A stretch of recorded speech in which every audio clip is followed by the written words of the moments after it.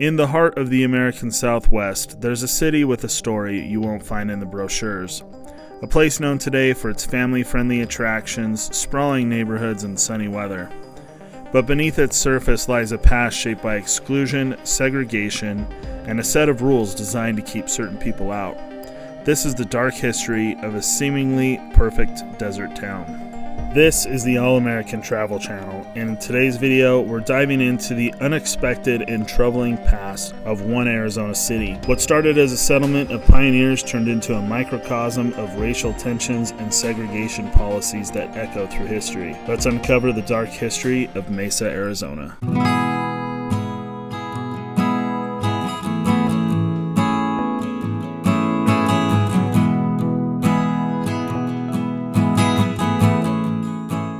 Our story begins in 1878 when a group of pioneers, mostly Mormon settlers, carved out a community in the unforgiving Arizona desert. They built irrigation canals, churches, and schools, transforming this harsh landscape into a thriving agricultural hub. But as Mesa grew, so did its boundaries, social, racial, and economic. Mesa was designed with clear divisions. Indigenous tribes who had called this land home for centuries were pushed aside, while Mexican laborers often lived in separate neighborhoods.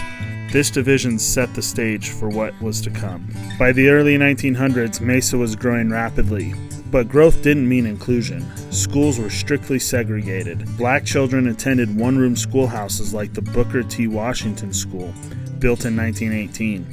Hispanic children were often sent to underfunded Mexican schools, where they were taught English and discouraged from using their native language. Although labeled as separate but equal, the schools for minority children in Mesa were anything but equal. They lacked funding, resources, and proper facilities, ensuring that opportunities remained out of reach for many. Segregation wasn't just about schools. During the 1930s and 40s, a practice called redlining ensured that minority families were excluded from living in certain areas of Mesa.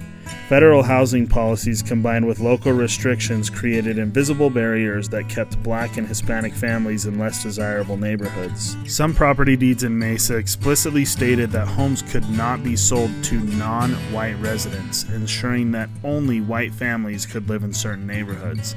This practice not only shaped the city's layout, but also left lasting economic scars. For decades, Mesa operated under unwritten rules of segregation. Public facilities like swimming pools, movie theaters, and restaurants were either off-limits or had designated areas for minority groups. Even cemeteries reflected these divisions, with some sections reserved exclusively for white residents.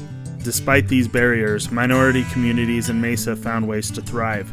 Churches, social clubs, and cultural organizations became safe havens, helping families build lives in a city that made them feel unwelcome. Just like in the American Southeast, it wasn't until the mid-20th century that these practices began to change.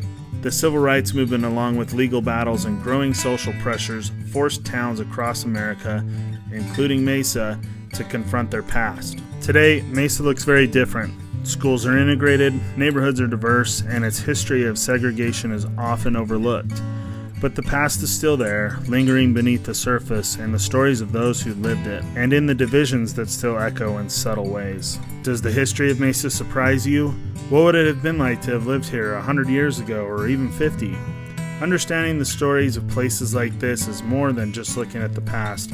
It's about asking the right questions. Questions about how far we've come and how much further we may still need to go. This has been the All-American Travel Channel. If you enjoyed this dive into the history of Mesa, be sure to like and subscribe for more untold stories from across the country. And as always, let me know your thoughts in the comments. I'll see you in the next video.